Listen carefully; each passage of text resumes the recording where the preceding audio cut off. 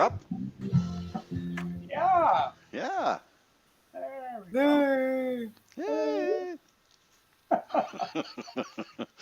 Okay. Hey, everybody. Look at everybody's here. Hey, all right. Hey, hello, everyone, and welcome to our Sunday night offering of Astronomy Outreach for June the 19th. Wow. Yeah. Crazy. Sunday night Happy Astronomy. Father's Day, everybody. Yeah, happy Father's Day for everybody. Yes, absolutely. Thanks, Mike. My name is Chris Kerwin. I'm the creator of the social media channels known as Astronomy by the Bay, and I'm an amateur astronomer and a member of the Royal Astronomical Society of Canada. First of all, hey! Thanks, Paul. A vote of support. First of all, I'd like to welcome back my two regular co-hosts, fellow RAS member Mr. Paul Owen from the Moon Shadow Observatory in beautiful Hampton, NB. Welcome, Paul. Hello. What do you got? Oh, candies. Candies. They're sensible sweets. Sensible. Yeah. There's nothing sensible in anything that says sweet on it, right? No. And also like to welcome back our other regular co-host and fellow RAS member, Mr. Mike Powell from the PFO Observatory here in beautiful St. John, New Brunswick. Yo. Cloudy St. John. Oh. Faux. All right. What? Oh. On tonight's episode of the Sunday Night Astronomy Show, although it's been about 50 years now since we last left Earth's orbit, I guess it's 50 years this year, isn't it? 1972, yeah. For the last 23 of those years, though, high above our heads and in low Earth orbit, research is happening that will help cure diseases, grow better crops, hopefully, predict climate changes, and eventually allow us to travel to other worlds. Of course, we're talking about the International Space Station, a multinational collaborative project involving 5 participating space agencies. Now, tonight in our discussion segment, we'll take a look at the ISS, what was its origin, its primary mission, and some of the amazing research that has been taking place on board so far. Also tonight, Mike will return with another way to save some astronomy dollars in his Mike Guyver segment. And Binal Bud also has promised to be back with another timely binocular target of the week. And Paul is going to provide us with an astrophotography tip of the week as well. Rosanna has been kind enough to contribute another of her episodes of Rosanna's Fun Facts, so we appreciate that. And our morning sky now is finally offering that great planet view we were talking about I've been talking about for the last month or more, one that we won't see again until 2040.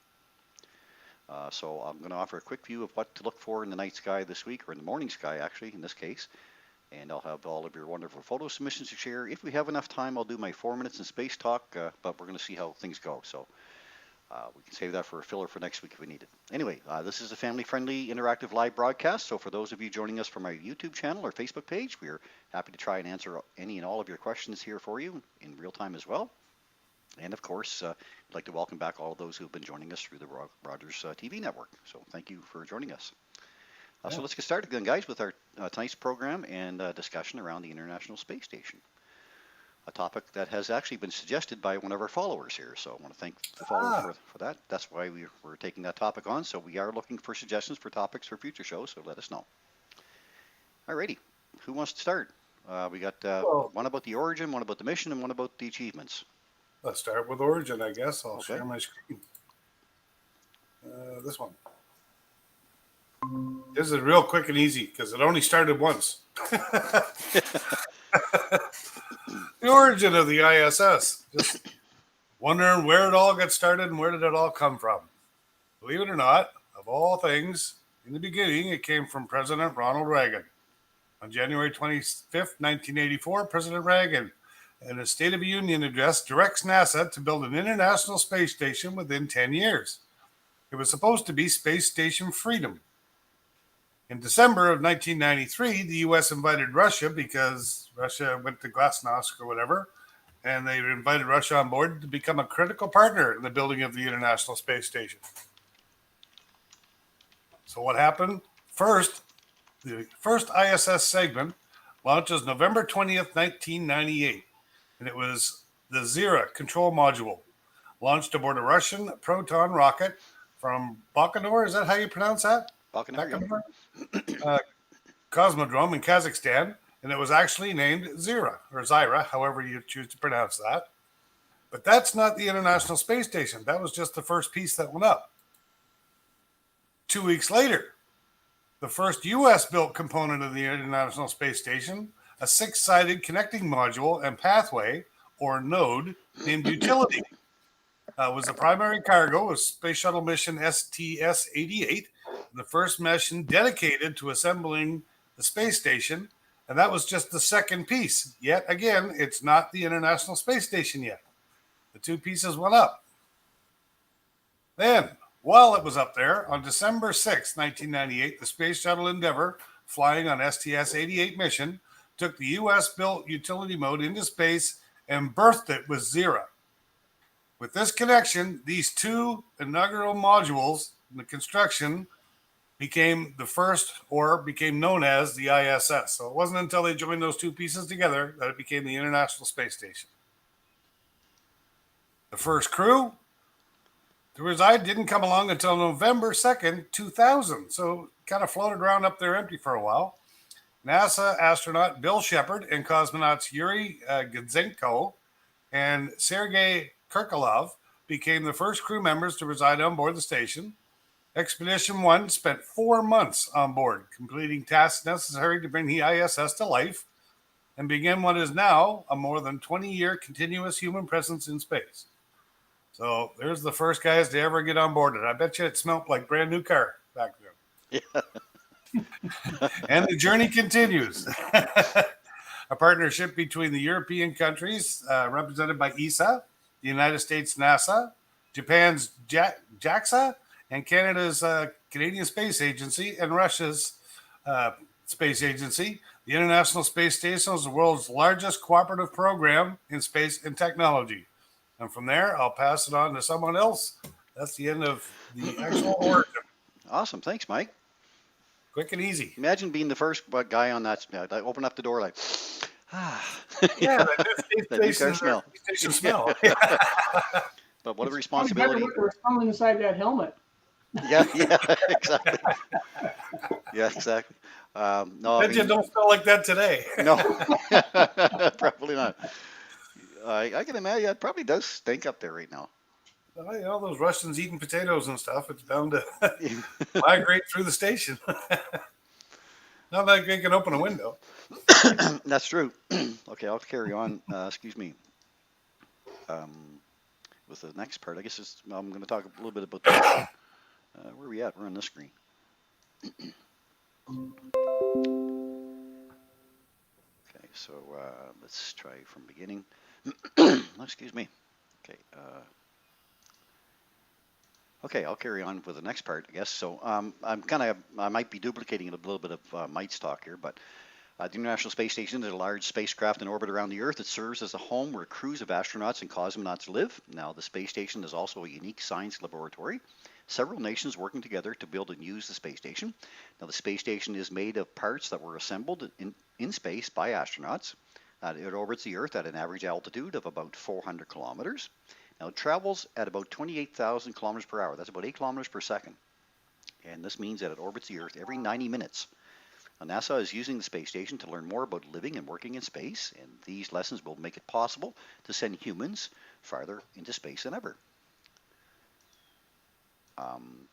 The mission of the International Space Station has been really to enable long-term exploration of space and provide benefits to people on Earth. Now, with 6 state-of-the-art laboratories, the space station is the premier research facility in space, 4 times larger and more capable than any other previous space station. It allows for advancements in medicine, technology, and science. And for example, studies in micro and hypergravity will help researchers better understand its effects on humans and offer insight into how the human body works. That's going to be very beneficial for us when we go to the moon and other places. The International Space Station, like Mike mentioned, is a collaboration project involving 5 participating space agencies: NASA, Roscosmos, JAXA, ESA, and CSA. Its main construction was completed between 1998 and 2011, although the station continually evolves to include new missions and experiments. It has been continually occupied since November the 2nd of 2000, so 20 years now. 22 years, wow. More than 250 people from 19 countries have actually visited the space station. Now, current plans call for the space station to be operated through at least 2024, with the partners discussing a possible extension until 2028 now. Afterwards, plans for the station are not clearly laid out. It could be deorbited or it could be recycled actually for future space stations in orbit. Now, the space station lies at an average altitude of 248 miles or 400 kilometers. I've already mentioned this part, I guess. Travels around the Earth every 90 minutes at a speed of about 28,000 kilometers per hour.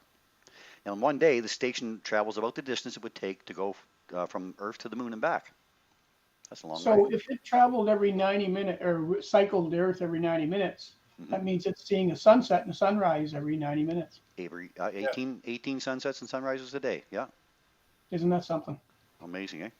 Yeah, so imagine you're outside working on that thing and, all of a sudden you're working and it's light out and then, down goes the light and you've got to turn on your lights on your helmet. And so they get a lot of that when they're outside working. They have to switch back and forth. It's so interesting to think that. Now, the space station also serves as the gateway for new frontiers in human space exploration, a place where we can learn how to live and work off planet, they call it.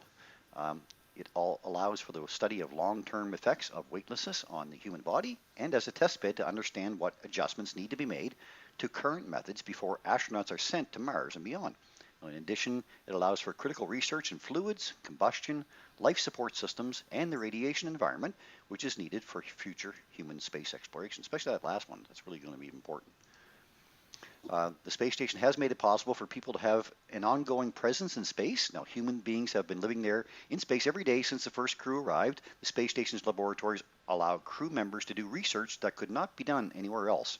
This scientific research benefits people on Earth. Space research is even used in everyday life. The results are products called spin-offs. With Velcro was something that was used, back in the Apollo days, right? The results are products called spin-offs, and scientists also study what happens to the body when people live in microgravity for a long time. NASA and its partners have learned how to keep a spacecraft working well. All of these lessons will be important for future space exploration. So finally, the NASA is currently working on a plan to explore other worlds, of course. The space station is one of the first steps. NASA will use lessons learned on the space station to prepare for human missions that will reach farther into space than ever before. And finally, and there's the view when you're not working. Yeah. Imagine. Yeah. You stay in there a long time. Yeah, sure. Apparently, a lot of them do. Yeah. Yeah. So. How could you not? Yeah. How could you not? Crazy. All righty. We'll carry on from there to our achievements, Paul. All right, well, here we go. So what we're going to talk about here, I'm just going to share from the NASA page some abbreviated things that they've accomplished over the 20 years of being up there. So 20 breakthroughs from 20 years. So here's some of the things that they've worked on up there that are actually a lot of the things that they work on up there actually help us down here. Of course, there's foresight of going to Mars and other places. And like Chris had mentioned earlier, they're definitely studying, the effects of long-term health for humans in space. So anyway, so fundamental diseases research like Alzheimer's disease, Parkinson's, cancer, asthma, heart disease. If any of these conditions has affected your life, so has the space station research. The discovery of steadily burning cool flames. So when scientists burn fuel droplets in the flame and extinguish an experiment, they call it flex, something unexpected occurred. A heptane fuel droplet appeared to extinguish, but actually continued to burn with a visible flame at temperatures 2.5 times cooler than a typical candle. That's pretty interesting. Wow. New water purification systems. So of course, water is vital for human survival. Unfortunately, many people around the world lack access to clean water. At-risk areas can gain access to advanced filtration and purification systems through technology that was developed for the space station, enabling astronauts living aboard to recycle 93% of their water. Ugh. So, drug development, yeah, well, Yummy. when you're thirsty, eh? You are what you eat. Or what you sweat. Yeah. Drug development using protein crystals. So protein crystal growth experiments conducted abroad. The space station or aboard the space station have provided insights into numerous diseases numerous disease treatments, from cancer to gum disease to muscular dystrophy. Methods to combat muscle uh, uh, atrophy and bone loss. So they're studying things that are how to mitigate those effects. The knowledge gained also applies to people on Earth dealing with diseases such as osteoporosis. And how many people do we know that has that? Exploring the fifth state matter. 25 years ago, scientists first produced a fifth state of matter called a Bose-Einstein condensate on Earth. And in 2018, NASA's Cold Atom Lab became the first facility to produce that state of matter in space. And this achievement may provide insight to fundamental laws of quantum mechanics. Understanding how our bodies change in microgravity was something Chris mentioned earlier. Long-term stays aboard the space station have uncovered unexpected ways the human body changes in microgravity. Testing tissue chips in space. Now, tissue chips are roughly thumb drive-sized devices that contain human cells in a 3D matrix representing functions of an organ. So chips have been sent to stations seeking to better understand the impact of microgravity on human health and to translate that understanding to improve health on Earth. Stimulating the low Earth orbit economy. Okay, well, there's something interesting. From satellite deployment to in-space research, a vibrant commercial space economy has developed with a value that now exceeds $345 billion. The space station has been a key part of supporting that growth. Growing food and microgravity. Well, I think we've seen some current news covering that. For example, August the 10th on 2015, astronauts sampled their first space-grown salad, and astronauts now are growing radishes in space. Pretty cool. Cool. Deployment of the CubeSat from the station. So CubeSats, of course, are very, very small satellites, and they can be more efficiently deployed from up there. So they're working on that kind of stuff. There's more than 250 CubeSats now that have been deployed from the space station, jump-starting research and for satellite companies. Monitoring the planet from a unique perspective. And what they mean by that is anytime there's any kind of storm system, major Earth developments, they can actually and have been looking at what's going on from up above and basically letting people know this is what's happening, this is what we see from our perspective. So it's helping a lot with monitoring that kind of data. A better understanding of pulsars and black holes. Now, two tools installed on the outside of the space station, the NICER and the MAXI, have worked in tandem to advance our knowledge of pulsars and black holes. So they're doing some pretty cool stuff with that. There's just a few more. Student access to orbiting a laboratory. There was a number I read on that. I don't know if it gives it here or not.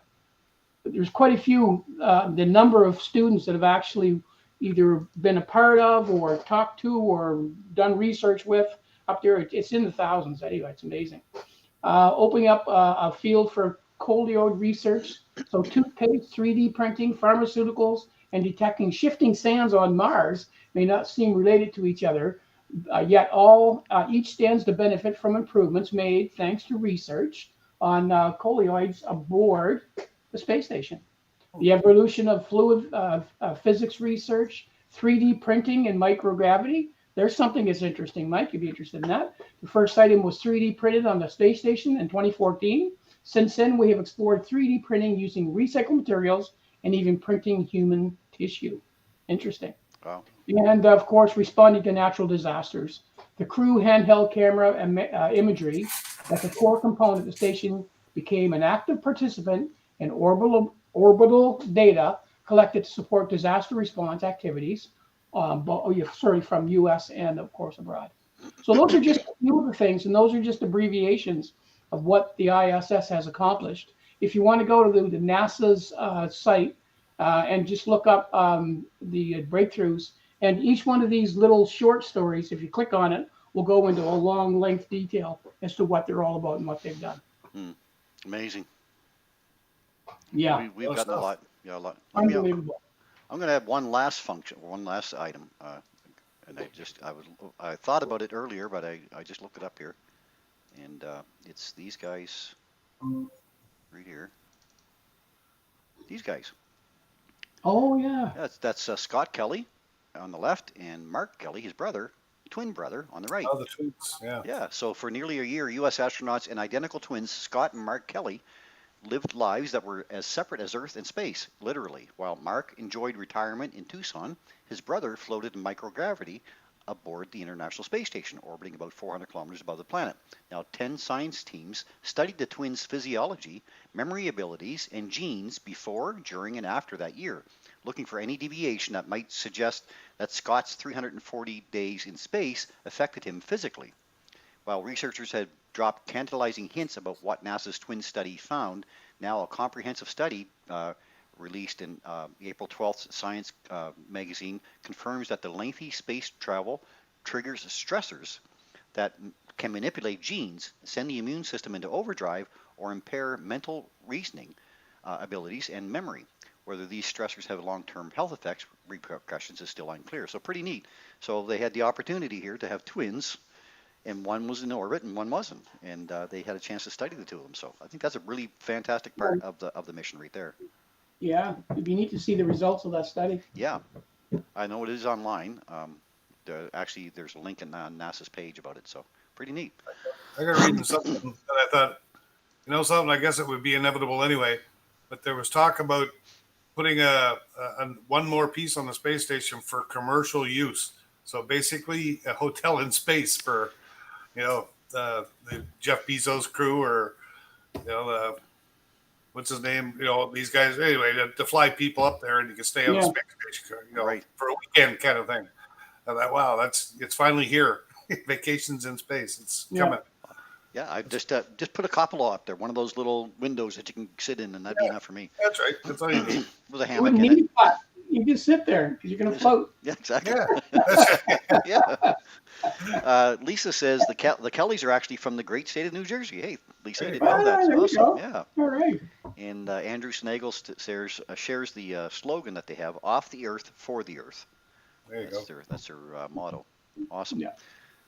Well, yeah. I mean, it's been an amazing mission so far. It's still amazing to watch. When they had their first two female astronaut walk there a short while back. I remember seeing that. And but just to be outside the space station and actually working outside while you're traveling at 8 kilometers per second. Yeah. And the views that you get, apparently, like the first time that you're out there, they say it's not hard to get oriented, but you're distracted all the time by looking at the Earth, right? Yeah. Instead of doing your job. I wonder, can you see the other way? If the Earth is behind you, what do you see out in space? Has that question ever been answered?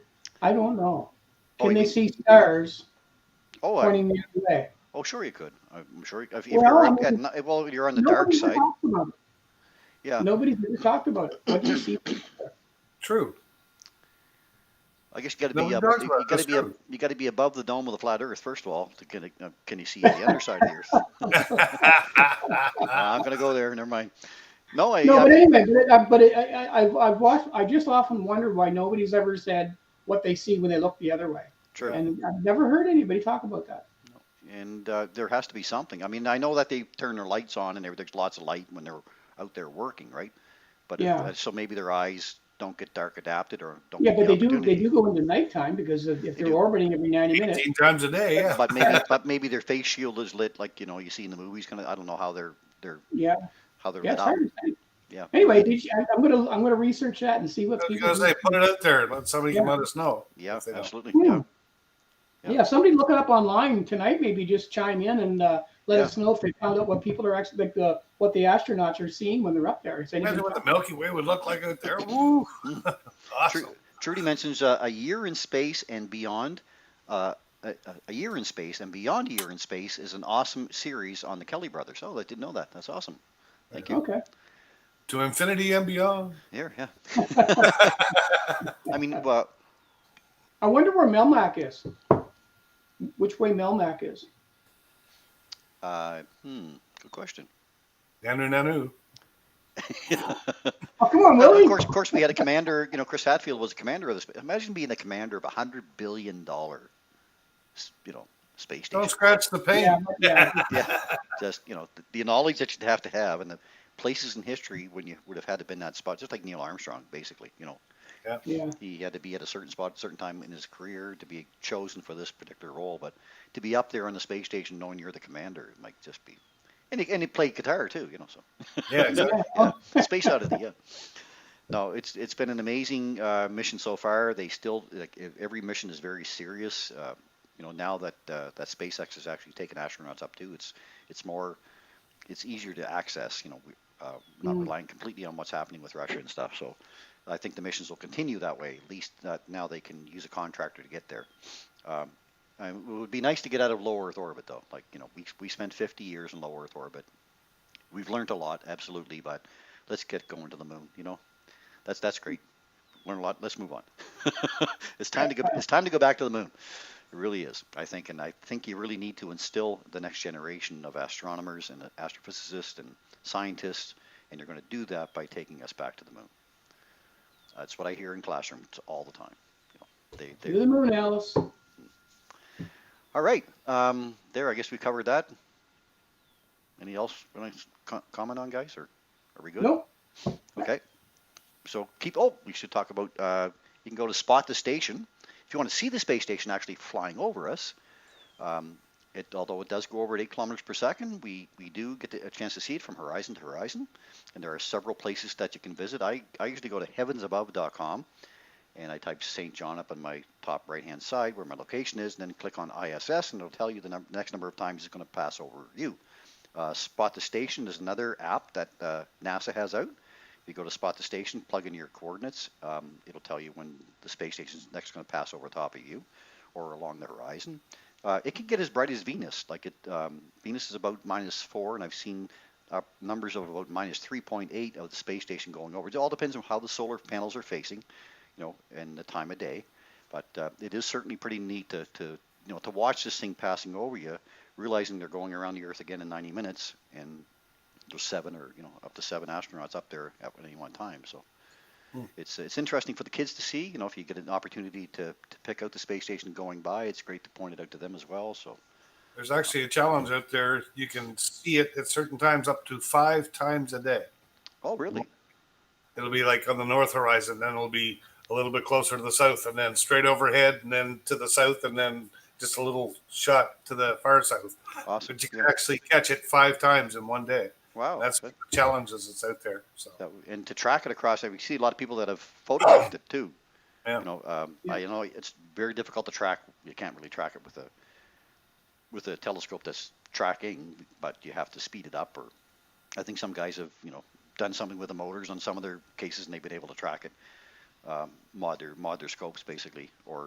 But tracking it freehand is really tough as well. So how they track it freehand and get a photo too, that's got to be a really tough shot. And then you've got it every once in a while. The ISS passes in front of the moon or in front of the sun, so you can get a capture of the. That's a little easier because you're just fixed on one point, right? And you know when it's coming, so you just fire your cameras as fast as it can possibly shoot. And hope your camera doesn't shut off just before it arrives. Oh my God! Yeah. Oh yeah. That was a bad day.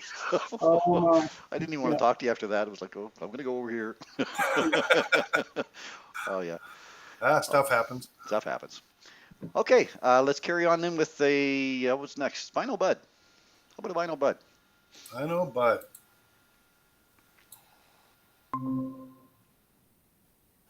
Alrighty. Binocular target of the week this week by Vinyl Bud is, and we've all seen this, and it's a good time of year to catch it. The coat hanger. Oh, yes. Yes. Oh, or a Barocci's cluster. Oh, Also known as Colander 399 or Al-Suffi's cluster. It is a random grouping of stars located in the constellation Vulpecula near the border with Sagitta. A member of, the star cluster form an asterism which has given rise to the name coat hanger because it does look like a coat hanger. How do I find it in the sky? Well, for me, the easiest way to find it is to look up and find the summer triangle of Vega, Deneb, and Altair. Come down between Vega and Altair about 2/3 of the way, And I'll tell you, if you got binoculars, you're going to see a coat hanger in space. There's just no two ways about it. It is there. Or if you go out around 11 o'clock tonight, if it was clear, orient yourself 90 degrees to the east and look up. Again, between Vega and Altair, you will find it. The coat hanger is there. If you're looking up and you see that Northern Cross, you come down just a little bit from Alberio. There's another way to find it. But look at that. There's a coat hanger in space. It's upside down in this picture. It definitely looks like a coat hanger. This is what it actually looks like when you get a photograph of it. Beautiful colored stars. These ones are almost in a perfect straight line and a little hook that comes around to make the hanger part of it. In 10 by 50 binoculars, it's a good size. Look at that. You can't miss it. It jumps right out at you from the background stars. And if you don't see a coat hanger, there's something wrong in my book. Compared to the full moon, it's got to be at least 3 widths of the full moon. Mm-hmm. You know, across that strong or straight part. There's no question you'll be able to see it easy enough in 10 by 50 binoculars. And setting up for the meteor shower. Isn't that always the way? Yeah. That's why you always take your friends. Somebody looks at one half of the sky, you look at the other half. Exactly. And that's binocular target of the week by Bono Butt. Awesome. All Thanks, right. Mike. That's a great binocular target. That is a great one to pick out. Easy to so get. cool. Once you know where it is and look at it, it's like, wow, Yeah. it really is. Yeah. It does. It's It almost does. naked eye too. So Yeah. you know, if does. you're up Mount Carlton or something, you look up and go, "Wow, there is." Yeah. There it is. Yeah, it's the upside down coat hanger, and once you realize it's upside down, if you've never seen it, don't look for it upright. Right. It won't be that way. Yeah. Unless you turn it upside down, I suppose, and Turn your binoculars up. Yeah. Yeah. get somebody to hold you by your feet. Stand Stand on your your hands, yeah, with the binoculars taped to your face. Go to Australia. Maybe you'll see it. I don't know. Yeah, there. We'll have to ask Ian. Yeah. Okay. Let's go with an Astro tip of the week then. Maybe next. Paul, you got us Alrighty. one? Let me see if I can get that set up here because this one's always funky. Let's see if I can do it. Okay, now if I go to start from first slide, that's going to cover this. Okay, and then I need to move that, which I can't do. Darn. Okay, just give me a second here. Do escape. I have to share my screen first. Entire screen. And we'll try it that way. There we go. And now we'll try this one more time. Okay. Do that back. Okay. So the astrophotography tip of the week. Astro editing software. What is the best? So for those who want to jump into the fine art of of imaging the night sky, you're going to need some software. And for those who are just starting out, you may already have some. And for those who are not just starting out, you probably do have some, and you've probably experimented with some. And so the question I get a lot of, well, what software should I use? What is the best? Well, first of all, let's just, on this screen you're seeing here, you're seeing a whole bunch of different softwares. And some of them do the same things and some of them do different things. The main ones we're going to talk about tonight are Gimp, Photoshop, and PixInsight, because those ones are the actual Astro editing softwares, whereas Sequence Generator Pro, Nina, are more along the lines of the acquisition software. So if you get into Deep Sky Astro, you're going to have a lot of different types of softwares. But the ones we're going to talk about are the ones that are most accessible to us. So things to consider when choosing your Astro software. The first thing is becoming well-versed in any Astro imaging software is an astrophotographer's best practice.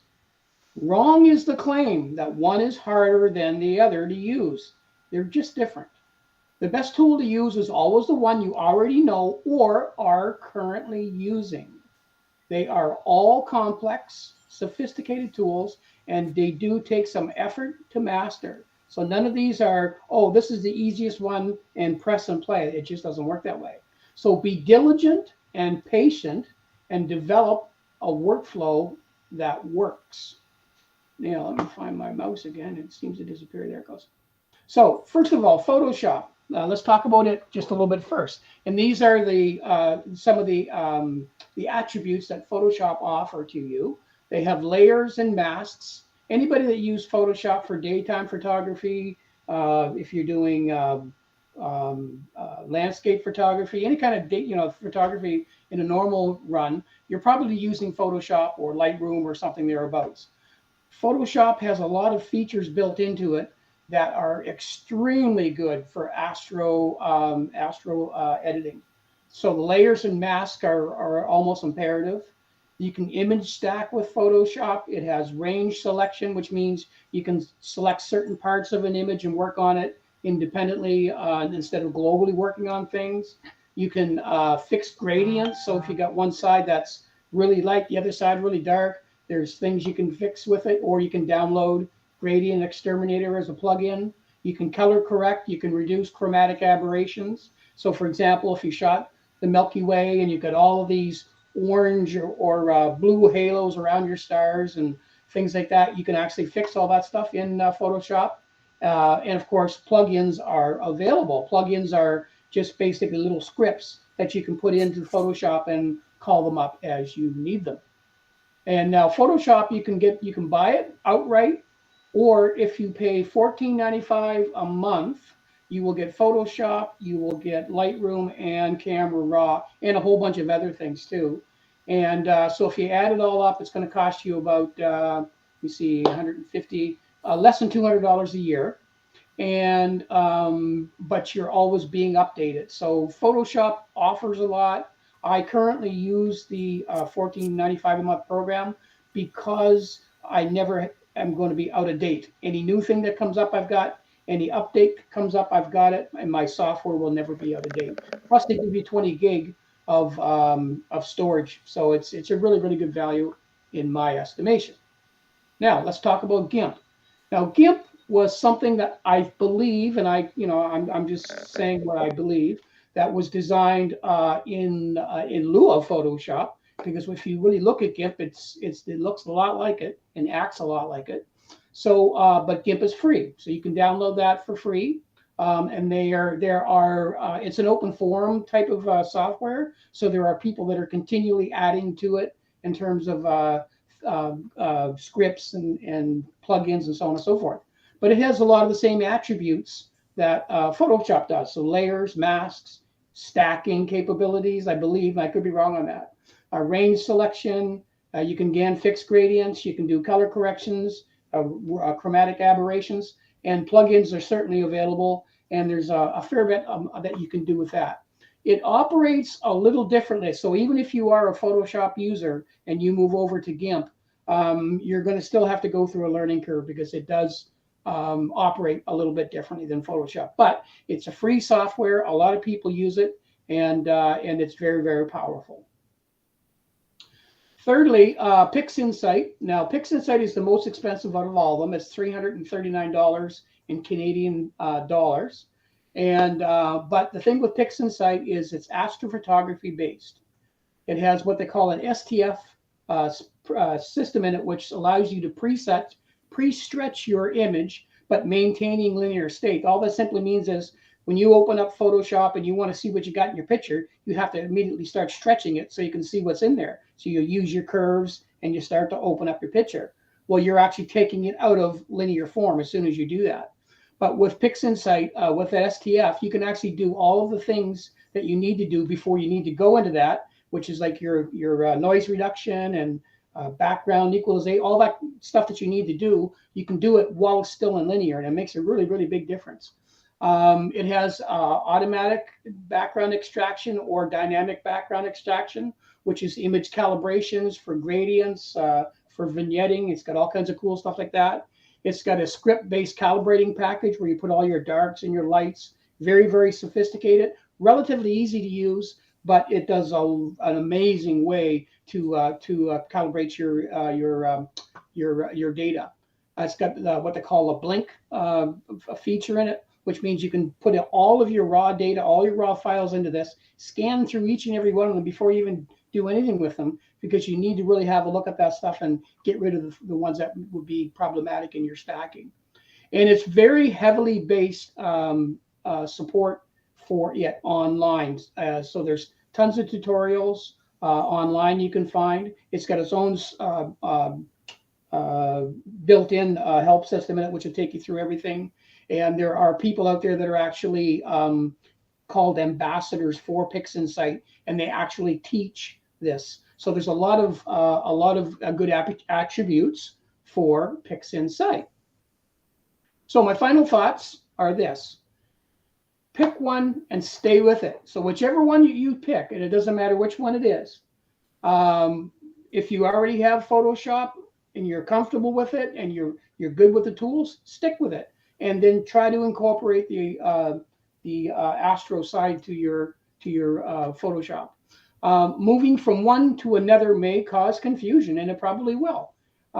Find good support forum videos that you can understand, and or take lessons from an accredited user, somebody who really knows what they're doing with this. Because if you can develop a really, really good workflow, you will repeat everything that you do with every Astro image that you do. You may stray from a little bit, but you're going to have a workflow, and when you have that, it's almost like going through an instruction manual, starting from the beginning to the end, and it's just a roadmap to follow.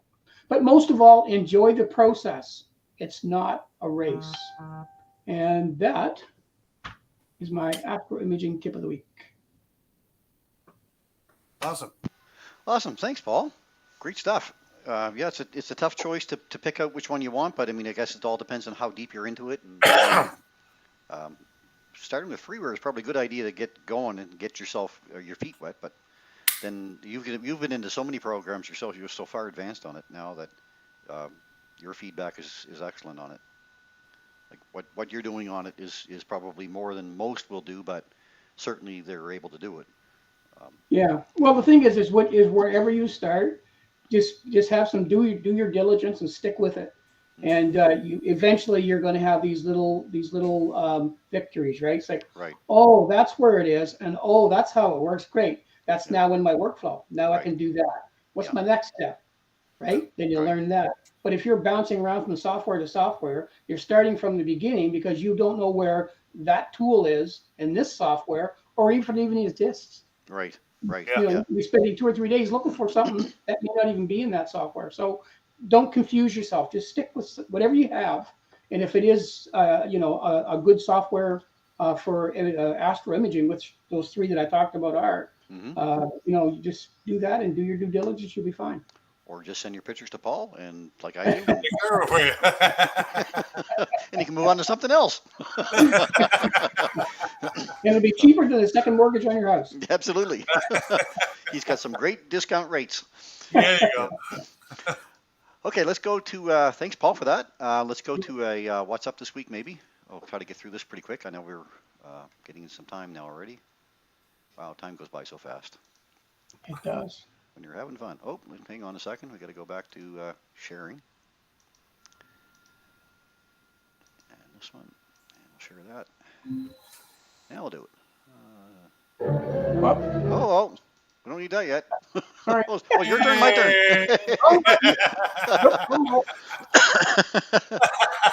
Well, there's our bleep for the week. Okay, what's up this week? In our morning sky mostly. Let's have a look. First of all week long, here we go. The Grand Parade of Planets has arrived. Hooray! Hey. Oh, come on now. Look at the sky. It's beautiful. Yeah. Yeah, exactly. Yeah.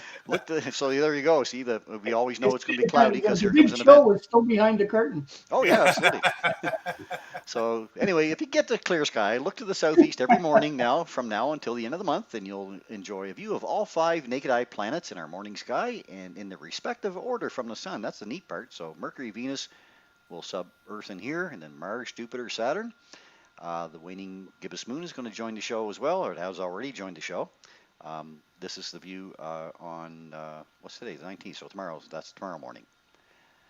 Actually, right in here, I believe, is Uranus, and over here, I think, is Neptune. So those are the 2 telescope. We're not going to talk about Pluto, poor little Pluto, but Uranus and Neptune are in there as well. So if you want to pick them all up, you'd use a telescope. But anyway, all lined up in the sky like that, what we've been waiting for. Also, now Tuesday, of course, the arrival of the summer solstice. And the Earth's axis, what brings along the summer solstice? Well, the Earth's axis is slightly tilted about 23.5 degrees from vertical. This is why we have seasons at all. On Tuesday, the sun will reach its highest point in the northern hemisphere on Tuesday. Think about it. We haven't even got to summer yet, signifying the start of the summer solstice at 6:13 a.m. Atlantic time. Now, this is the beginning of astronomical summer, quote. Meteorological summer, which is one that the weathermen always talk about, media talks about, begins really in the month of the solstice, in this case on June 1st, and runs to August 31st. This is the policy followed by most weather forecasters and others.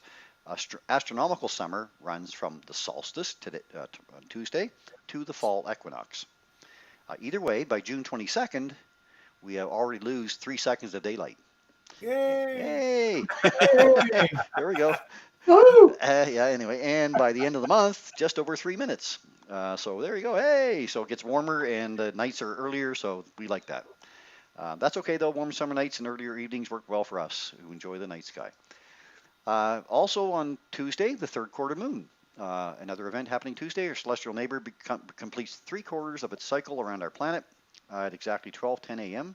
The third quarter moon presents its beauty to us in the daytime sky, mostly. Also on Tuesday's a big day. A third quarter moon greets Jupiter. So here we are with the moon joining the show early Tuesday morning before the summer solstice. Catch the third quarter moon as it greets massive Jupiter. The moon will be about 5 degrees to the lower right of Jupiter. So they will both be visible in a set of 10 by 50 binoculars. And here's what they'll look like in binoculars. Look at that. Jupiter and the third quarter moon. So you get Jupiter and a few of its moons and the third quarter moon, say in a small telescope. You should be able to get the two of them together as well. So, what are we saying here? This is blurry to anyone else? Oh, looks fine in my end. Just seeing some comments here. No, it looks fine here. Okay, good enough. Here too. All right, we'll carry on. Here's your view through 10 by 50 binoculars. Jupiter, at least a few of its moons, and our third quarter moon together in the same field of view. So that's always a nice way to enjoy them for sure. Wednesday, our moon greets Mars. So the moon keeps moving a little bit farther to the east each morning. Early in our, really moving to the east, I guess it comes up about an hour later. So early on Wednesday morning, our waning crescent moon continues its travel to greet the red planet Mars and form a nice view with Jupiter as well. And here's our view with Mars and waning crescent moon together. Same thing, again, we're looking at a set of 10 by 50 binoculars. I set this up in Stellarium, so I just click on one of the objects and you can choose your object that you want to see the field of view with, and I use 10 by 50 binos so you can see what it's going to look like there. So Mars, nice red planet, that'll stand out nice and red and against the waning crescent moon there. Then again, these are the dates that you want to watch for though. So we got Thursday, Friday, Saturday. So far it's cloud showers, and mainly cloudy with showers for us. Typical. Okay, anyway, we're not all morning people, but if there are only a few days this year that I would suggest you set your alarm, so far anyway, make it one of these days, Thursday, Friday, or Saturday. On these mornings, we can suggest to substitute the moon for the Earth, and then all of the visible planets would be in their correct order from the sun. So let's put the Earth in here, and there we are. We're all lined up. And this lineup with the moon won't happen again until 2040. So this is the week to catch it. Let's hope for clear sky. I think Tuesday, Wednesday looks pretty good for us right now.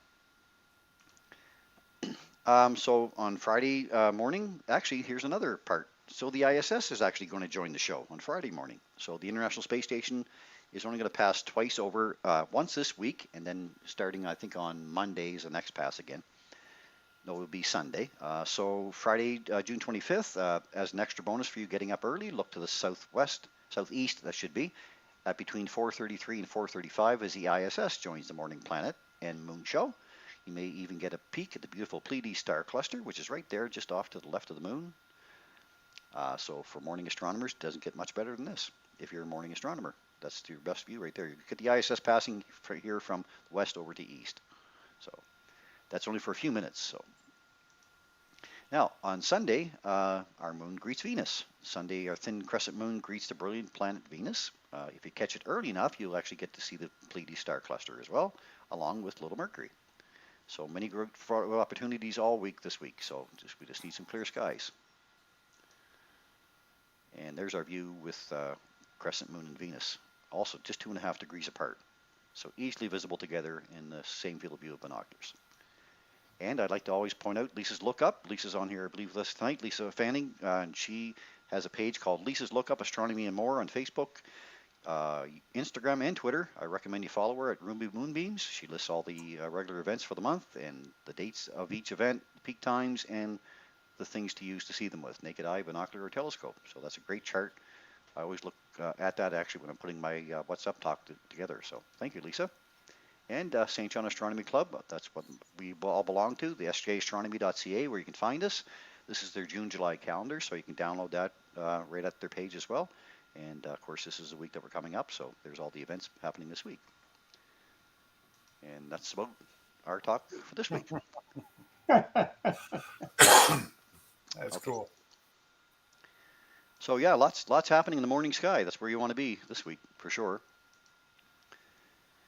What are you got for time?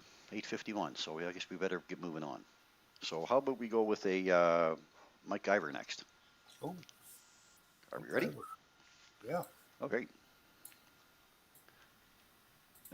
Renat says summer was 2 days ago. Thanks, Renat. We missed it because it was cloudy. Yeah, I think so. MacGyver tip of the week. This week is a planetary webcam. There. So if you go out to buy a dedicated planetary camera, they could be $100, $150 or even higher if you like. But you have your first telescope set up and you want to start doing some planetary photography, trying to keep it low cost to see if that's what you want to do. You don't have a planetary camera and they're quite expensive to buy. Well, no worries. Make your own. What I've done is I purchased an old webcam from Value Village. Believe it or not, you walk in there and they're on sale for $3. And you can get a Logitech webcam or a Microsoft webcam. In my case, I found some 35 millimeter film canisters, which I love. I use those for everything. A hot glue gun and 10 minutes of your time. That's all you need. How do I make it? Well, number one, you remove the lens of the webcam. Most of them, honestly, will just screw right out. You just spin it and it'll screw right out. Remove the cap and cut the bottom off a 35 millimeter film canister. Using a hot glue gun, glue the 35 millimeter film canister to the camera. Forgot the A there. And believe it or not, you now have a planetary webcam that works just like a planetary camera, but a fraction of the price. And now you can actually go on eBay and Amazon and you can buy what's called an 1.25 inch to webcam adapter. And you don't need a 35 millimeter film canister. You just unscrew the lens of the camera and these will screw right into the place. And it sits right into your 1.25 inch eyepiece.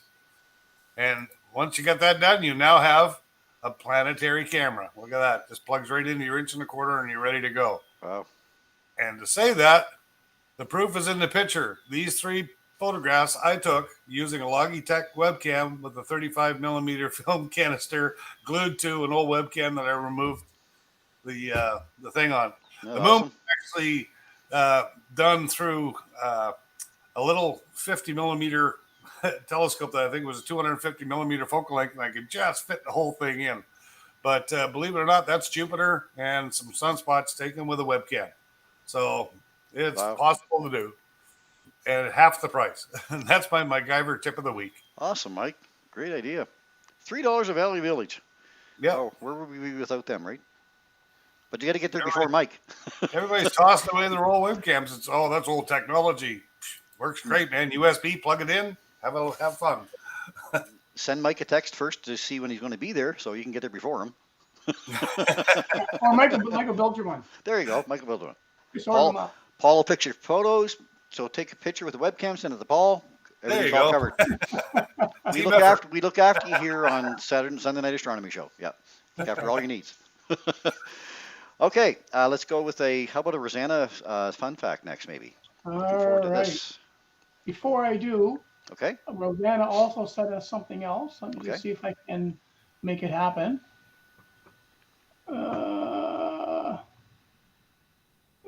There, and let me just share my screen. And let's see if this works.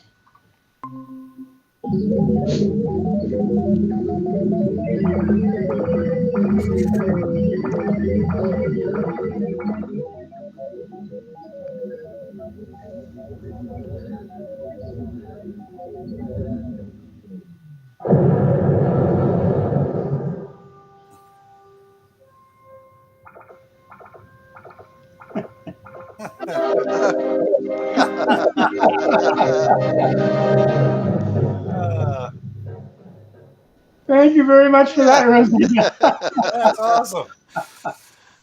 Oh, that was so good. I love that. Cool. Oh, man. Stuff she does for us. Unbelievable. All right. So now let's get back to.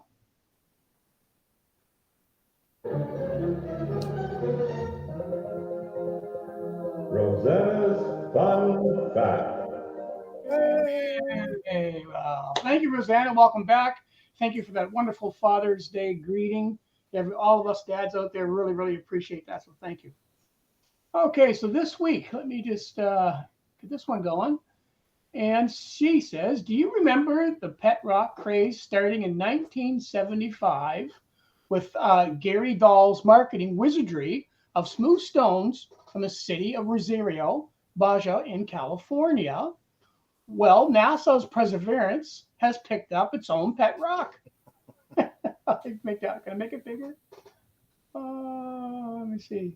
Oh, I want to do that. If I get back.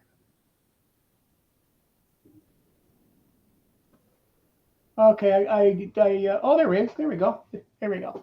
So, and it's been traveling with it for 126 days or 123 sols, as a Martian day is just 37 minutes longer than, or 37 minutes longer than an Earth day. The pet Martian rock is not causing any trouble, but just traveling along like a good pet should.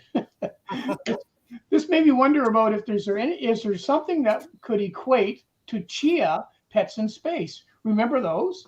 Oh, yeah. But no, maybe someday a planner made of a moon regolith will be available. But for now, we'll only have a picture of Elf. Oh, remember those chia pets? The Elf on them? Oh my goodness. That's awesome. Curious news items continue to peek out of my emails box, with one being that the James Webb telescope just got walloped by a meteorite. And actually, in the months since its launch, Webb has been struck at least 5 times by micrometeorites, tiny pieces of dust in space. One that hit the spacecraft between May 23rd and 25th was surprisingly large, bigger than anything NASA had predicted would strike it during its mission. Surprise, the 0.1 millimeter space rock struck one of the telescope's 18 mirror segments, and depending on who you ask, has had a noticeable impact on its performance. Despite this telescope is still performing at a level that exceeds its mission requirements. Now, actually, micrometeor impacts are a known hazard of space, and the telescope team has always known that impacts will occur throughout the entirety of the James Webb Telescope's lifetime in space. The mirror segments were deliberately engineered to withstand this kind of bombardment. Now, during the telescope's construction, engineers used a mixture of simulations and actual test impacts on the mirror samples to gather data on how to fortify the observatory for operation in space. So, while I was investigating the James Webb Space Telescope getting walloped, this entered into the rabbit hole. Now, a little-known U.S. spaceport shoots into the big rock scene. And this is Victorian farmhouses, wild ponies, and the 21st Century Fireworks Show. Rocket Lab has selected Wallops Island Flight Facility in Virginia to build and launch Neutron. It's fully reusable and return to launch pad rocket. Now, how did this tiny barrier island called Wallops become a NASA launch site? Well, here's a really quick 24-second video of how the launch an Antares rocket in February from the site. Let's hope this works. There it goes.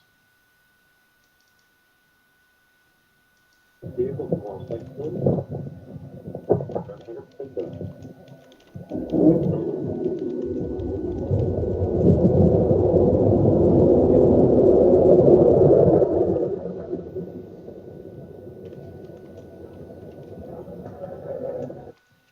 it's off and running.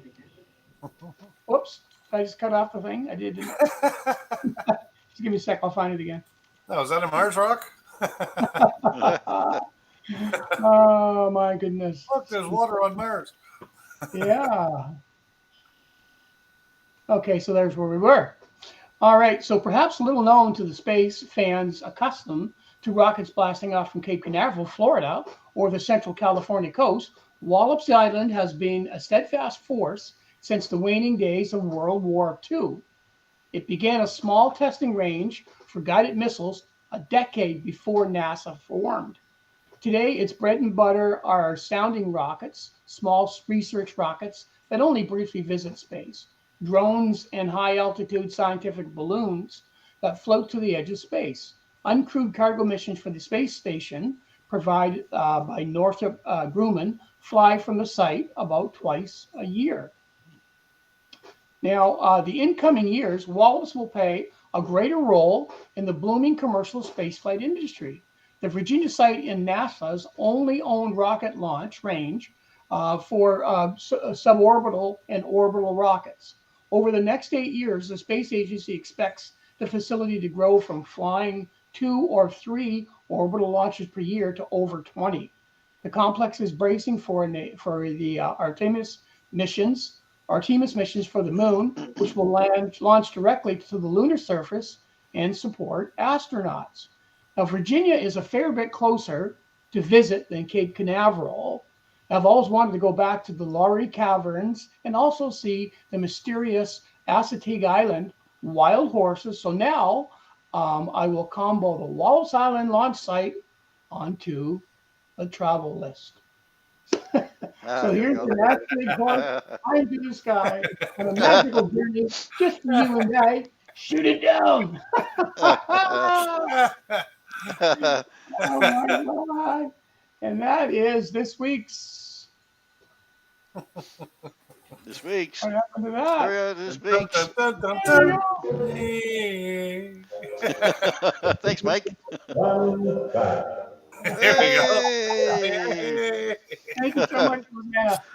Interesting as always, and always so timely. Oh, man. I didn't know they were going to launch for Artemis from Wallops. That's pretty cool. There you go. Yeah.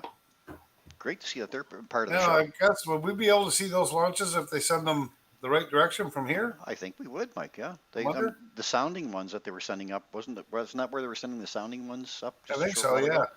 Yeah. And I know Lisa was able to pick them up where she was. So yeah. Wallops has an awesome visitor center if you'd ever find yourself in that area. Thanks, Lisa. Yeah. Awesome. Good to see the comments coming in. Thanks very much again, Rosanna. That's incredible. She puts a lot of work into those every week. Yeah. Really do appreciate them. That's so good. Yep. Okay, let's go to a quick, I guess, what are we at? 9:03. I guess it ain't going to be 4-minute space probe tonight, is it? We guess we better get on the photos. Okay, so give me a second here. I'm going to open up our photos. And share my screen in a second. Let's get the photos open. Here, okay. Share my screen. And I'll go here. Okay, let's get started with some photos here. First up, we've got this one from Brad Perry. Nice. Oh, nice. So Brad says, "Hey Chris, haven't managed to get out. Haven't managed to get an overly exciting photos lately. Pretty cloudy for the full moon for sure. So I thought I'd share these two shots from a couple of weeks ago. This was the night of May 31st. I took a drive out to a very quiet and dark site near Friends Camp to catch the day-old moon at 2% illumination. That's awesome. 2%, Nice yeah. And Nice followed shot. by the Milky Way. Look at this one. Oh, that's Oh, cool. yeah. I love that. Great shot. Good shots, Brad. Oh, Pony, You got some nice dark sky out there. Yeah, the prancing pony right there. There, look, Yeah. there it is. I can see it now. I can see it clear. Yes. Now I can see it clear. There's Fucus right over there, right next to it. Yeah. Yeah. Go to the right. Here, the right over here. Oh yeah, here. Right there. Yeah, Yeah. right in there. Yeah. Beautiful shot. Awesome. He says, as a side note, I've been keeping an eye out for Noctilucent Clouds. As I understand, this is the season for them, and I've read that they can be seen north of 45 degrees. I've had no luck spotting anything yet, and was curious if you knew whether or not they are realistically visible this far south. Now, Yes, they are. I think Kurt has mentioned that he's seen them. I picked them Yeah. up. Oh, yeah. Yeah, they've been here. All right, great. Thanks, Paul. Trudy's actually got them. Has she? Okay. Yep. Maybe Trudy could share me a picture, and I can put it up on the page and share it with Brad. Yep. We showed her before when she showed her some of her shots. Okay, perfect. Yep. I'll go back to them. Thank you. Okay, next, thank you for those, Brad. Next up, we got Rob. Rob sent this one in. Rob Fanning. Hi, Chris. He says, I took this treetop moon shot this morning over the historic Huber House, Huber, in Monmouth County, New Jersey, where I work today. Awesome. Happy Father's Day, he says. There, right? Yeah, just sitting there. Yeah. Cool. Balancing act. Yeah. Yeah. Yeah. Very Neat. nice. Very nice. Very nice. Thank you for that. Happy Father's Day, he says. Okay, Patty. Oh, we have Patty Millette. Send us a couple of. Haven't heard from Patty in a while, but she sent a couple of moon capture. Here's a moon capture that she sent in. Yes, sir. Over the water. Nice. Isn't that Yeah. nice, huh? And That's reflection. yeah, a couple of nice ones. And then she sent in this one, the Big Dipper. She says, I really like the Big Dipper shot. There we go. And the tree's got the big finger pointing right at it. It does. Yeah. Yeah. Look at that. That's easy. That's the easy way to find it, I guess. Yeah. Look, there's Mizar and Alcor right together. Alcor, too, so yep. Yeah. Nice Yeah. stuff. You see them good. Good stuff, Kathy. Or Patty, I'm sorry. Thank you for that. Jeff Pendlebury. Since it was sunrise planet alignment at Charlottetown. I missed this one last week, June the 12th, he says. So Yes, there sir. were some planets lined up. Up here. 1, 2, 3. So he's got at least 3 of them there. Yep. Pretty shot. Pretty shot, yeah. Very nice. Good spot, yeah. Right over the water. Marissa LeBlanc. She says, hi, I'm new to this group. Welcome, Marissa. She says, Welcome, I know these are from last year, but I thought I'd share them anyway. I hope you enjoy. So here's Jupiter and some moons. 4 months. Nice shots. Nice shots. Yeah. Yeah. See the Very band nice. in Jupiter. Yeah. Very Great nice. stuff. Well done. Look at the Yeah, bands. pretty Yeah. bad. Yeah, right there. Yeah, good stuff. Nice shot. And she sent this one of Saturn. Oh, yeah. Nice, eh? nice. Back in October. That's a good thing about Saturn this year. Saturn doesn't arise really for good viewing until about mid-August or so, but it's going to be in our nighttime sky right through to December. So we're going to have lots of time for Saturn. And that's the better time anyway because the nights get darker earlier. And How it's high is it going to crisper. be at its highest? 27 degrees or something? Something like that, yeah. Yeah, so Yeah. that's not bad. Oh, No, that's good. It's the ecliptic's up pretty nice there, so there we go. So that's a nice shot. Thank you, Marissa. Okay, got this one from Chris Benoit. I grabbed this one from our page over there. So this is the sun yesterday before breakfast.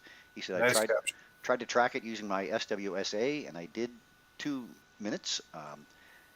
Estimated Polaris location. He said GE estimated Polaris locations, but yeah, he did well. Isn't that nice Yeah. clarity? Eh? Yeah. Look at the Nice and activity, clear. right? Look at that sun. Yeah, crazy. Wow. Lots going on there. Crazy. And I mean, this is all activity that could erupt at any time too, right? So Oh, yeah. Mm. A really nice shot. great stuff. Yep. Thanks, Chris. I grabbed this one from Kathy Adams. The supermoon she captured. She Always does a great gorgeous. job. Yeah, Oh, yeah. Beautiful. I love the tree Always- shot. always frame something really nice. Yeah. Thanks, Kathy. Matthew Dupre. He said, this is my submission for the week. It's been cloudy, and I didn't have any chance to get out and take some new images. So this is some rework on some data I had gotten on the Western Veil Nebula. This is a beautiful, most beautiful object, eh? Yeah. The rework was more or less trying to deal with the bright star in the center next to the nebula. Mhm. This image was taken with a Celestron 9 1/4 Edge HD and Hyperstar and a modified Canon T3 camera. Paul, what would you do to help with that? Well, it would be in the processing for sure. Yeah. Yeah, and the editing, depending on how you do the stretch on it. I'm not sure what he's using for software, but Yeah. yeah. But there's things you can do with that for sure. Great It's a shot. beautiful shot. Beautiful. Yeah. Oh, I love that area of the sky. Just And never gets old. No, that's beautiful. The witch's broom, they call that. yeah. Yeah. Every And time I that's look a at small part of the big complex too, hey? right. Oh, Every time it's I see huge. this, I think of Tim Doucette with his visual, issue, and him picking that out like naked eye. Like, we're not Yeah. naked eye, but at the telescope, Yeah. without a not O3 filter or nothing, he just picks it right out. Yeah. He, Well, there he, it he, is. he can stand by the telescope and describe the detail to you with his vision problem. It's amazing. Yeah. Dr. Arsenal sent these in. He says, my attempts at getting a pic of the strawberry supermoon from 12:30 to 1 a.m. June 15th finally got it through the clouds, he says. There you go. There you go. Yeah, sure. Yeah. Nicely Hey, done. Not bad. Look at that. not bad at all. Wow. It's that spooky scene. I It love is. Great stuff. Thank you for those. We got this from Ian late today. Ian says, greetings from the land down under. Hope you are all on top of the world out there. He says, here's an image in Orion's belt of the Flame Nebula on the left, the Horsehead Nebula to the right, and NGC 2029 is near the center of the image. Yeah. The star Alnitak is above the Flame Nebula, right in there. Yeah. And a total overall exposure of 1,320 seconds at ISO 6400. Taken with my non-modified 700D Canon, coupled to my 115 millimeter Sky Rover triplet refractor. That's Yes, a lot sir. of description. Nice. Yeah. A lot of description. A lot Nice of shot. stuff going on there, A lot eh? of stuff going on there. Yeah. Love to see his sky too, right? From down under. Appreciate those. Always like to get those shots from down under. Yeah, he must have flipped that. He must have, yeah. Where he's standing on his head again, taking a picture, right? There you Oh, go. There you go. depends on which way his telescope's twisted, eh? That's it. You got it. Yeah. Okay, we're going to move from there to, I grabbed these from Robert Cadet. Robert did some nice night sky imaging shots here, so I grabbed these. These are his Corona Borealis. Yes, sir. Oh, yes. Isn't that The big nice design The right there? big Yep. U. smile, the smiley face in the sky. Smiley There you face in the go. sky. There you go. And his Hercules keystone shape there. Yeah. And he also picked out Ursa Major. Yes, There sir. it There you is. go. And look at that. Nice. Eyes are an airport. right there, nice and clear. Yeah. He's got some great skies. Nice done, Rob. Yes, Nice very done, nice. Rob. Oh, and he sent this one in too, yeah. Yeah. Actually denied. You have enough Yeah. telescope. Yeah. Yeah, that's it for tonight. So if you have any photos that you'd like to share, you can see that we love to share them here. So you can send them into either Sunday Night Astronomy Show at gmail.com or drop them into SNAS at astronomybythebay.ca. And we'd love to get your captures. Love sharing them. So thank you for those, everybody. And I'll stop presenting. 9:12. Well, That's good. if I did 4 minutes of space talk, I could do that real quick in 4 minutes. But do we want to go that far, or do we just want to go to a closing? Yeah, I know. You do it in 3? I can do it 4. Well, I could probably do 3.5. You can time me. I'm going to get this one over with. I've been hanging on to it for 2 weeks now. There you go. All right, let's go quick. People want to stay on, they can. Okay, doing a new segment every once in a while because I get out of the Where Are They Now talk and I kind of missed it, so I did want to kind of follow up on space missions. Oh, Chris, too. Trudy sent the picture of the nocturnal clouds. Oh, she did? Nocturnal. Noctulescent Clouds? Noctulescent clouds, yeah. So if you go to the Astro dudes, Astronomy dudes, Oh, it's in there? Okay. yeah, just right there. You can show it right from there. I will. Okay. I'll go through this quickly then. Yep. 4 minutes of space. So look at some fascinating space missions in 4 minutes or less. Here we go. Ready, timing. So the first one we're going to talk about is the Parker Solar Probe, mission to touch the sun. And that's out there right now. NASA's Parker Solar Probe is the first ever mission to touch the sun. The spacecraft, about the size of a small car, travels directly through the sun's atmosphere, ultimately to a distance of about 6.5 million kilometers from the surface. Now, in comparison, Mercury orbits about 58 million kilometers, almost 10 times farther away from the sun. The Parker Solar Probe launched aboard a Delta IV heavy rocket from Cape Canaveral back on August the 12th of 2018. Parker Solar Probe will break the record for the fastest spacecraft in history. On its final orbits closest to the sun, the spacecraft will reach speeds in excess of 688,000 kilometers per hour. So that would mean you get to the moon in 35 minutes. Wow. The spacecraft is outfitted with a cutting-edge heat shield made from a carbon composite foam sandwiched between 2 carbon plates. This heat shield is so good at its job that even though the front side will receive the full brunt of the sun's intense light, reaching 1400 degrees C, the instruments behind it in its shadow will remain a nice, cozy 29 degrees C. Now, one of the questions we hope to answer with the Parker Solar Probe is how some particles can accelerate away from the sun at mind-boggling speeds, more than half the speed of light, or upwards of 144,000 kilometers per second. These particles move so fast that they can reach Earth in under a half an hour, so they can interfere with electronics on board satellites with very little warning.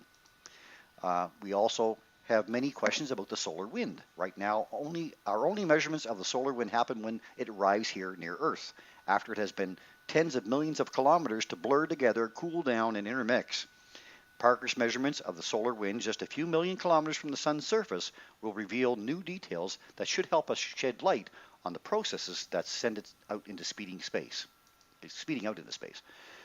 The third biggest question we hope to answer with this mission is something scientists call the coronal heating problem. Now think of this. Temperatures in the sun's corona, where the Parker Solar Probe will fly, spike upwards of 3 million degrees C, while the sun's surface, though, is only at 5,000 degrees C. How can this happen? How the corona gets so much hotter than the surface remains one of the greatest unanswered questions in astrophysics. When you step away from a campfire, it gets colder. In this case, it's the opposite. Now, Parker Solar Probe latest updates. So NASA's Parker Solar Probe has already taken its first visible light images of the surface of Venus from space. This is one of its flybys. The images combined into a video reveal a faint glow from the surface that shows distinctive features like continental regions, plains, and plateaus. A luminescent halo of oxygen in the atmosphere can also be seen surrounding the planet. Now, such images of the planet, often called Earth's twin, can help scientists learn more about Venus's surface geology, what minerals might be present there, and the planet's evolution. Parker Solar Probe uses Venus's gravity during 7 flybys over nearly 7 years to gradually bring it closer to the sun. And matching its own records for speed and distance to the sun, NASA's Parker Solar Probe completed its 12th close approach to the sun on June the 1st, coming to within 8.5 million kilometers of the solar surface. Remember, Mercury is 58 million kilometers away. During close approach, Parker Solar Probe was traveling at a staggering 586,860 kilometers per hour. That's just unfathomable.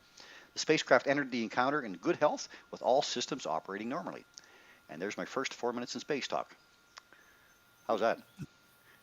4 minutes and 10 seconds? Okay. Okay, I pulled that picture for. Oh, awesome. Okay. Want to share it? Please, yeah. Yeah. So what you're going to be looking at here are Noctilucent Clouds. And just to explain what they are a little bit.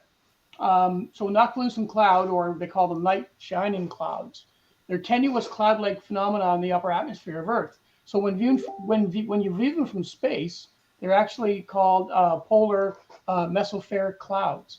They're detectable as diffuse scattering layer of water ice crystals, which is what you're seeing there. And near the summer, polar mesopause.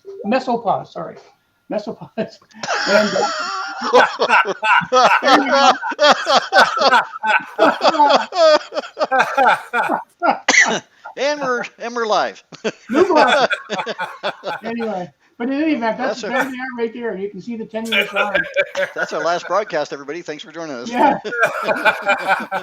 If you look at this section of it right here, it looks like what you would see on the Crab Nebula, if you've ever seen the Crab Nebula up close. Yeah. And it's the same kind of tenuous arms and structures. Awesome. So that's a shot from Trudy. She shot back in June of 2019. Awesome. There you go, Brad. It is visible. Thank you very much, Trudy. Yes, thank you, Trudy. And that's from St. Martin, not St. Martin's. That's from a place close to St. Martin's. Yeah. A suburb. Suburb of St. St. Martin's, yeah. You said it. Not me. I know, I'm going to get it beaten. You are, yeah.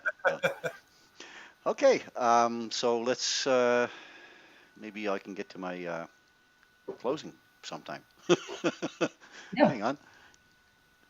Oh, here we are. Here's closing. Okay. I have to limit my screens open. Okay, so anyway, then in closing tonight, I'd like to thank all of you again for your continued support. Also like to thank Rosanna once again for another interesting Rosanna's Fun Facts. Always a pleasure and to share that stuff. Trudy commented, Fairfield. Thank you. We'd also like to thank all of you who have joined us from Rogers, and I hope you've enjoyed the program as well. If you'd like more information on the wonders of the night sky, please follow me at astronomybythebay.ca. Thank you again to all of our Facebook and YouTube followers and Instagram channels who have continued to share our broadcast out there with your family and friends, like the NB Storm and Weather Center, our friends over there, Trudy Allman, of course. Trudy's on here tonight. No. We're going to get it for this one. We really do appreciate it. Remember, we do love getting your photos, so send them in to Sunday Night Astronomy Show, SNAS at astronomybythebay.ca or Sunday Night Astronomy Show at gmail.com. And we'd be happy to include them on your next broadcast. As you saw tonight, we did a topic tonight on the ISS. Next week, I think we're going to be talking about meteorites. Maybe, Mike? Maybe, Topic yeah. on meteorites next week, possibly. So we do like getting your ideas for topics so we can share them with you again. So we're always looking for good suggestions. So send them into the show as well. Same idea, same address, SNAS at astronomybythebay.ca. And please let your friends and family know, too, that we are here every Sunday night at 8 p.m. YouTube and Facebook to edutain you a little bit. I'm copywriting that phase. Edutain you on astronomy and the wonders of the night sky. So for now then, from Mike and Paul and I, we wish you all a very safe and happy week, folks. Lots and lots of clear skies, let's hope, with all that planet viewing in the morning sky. Get up early, set your clock. This week is the one to set it for. As we like to say, open your eyes to view the skies and keep your scopes. Point it up. Point it up. Awesome. Good night, everyone. Thanks for joining us.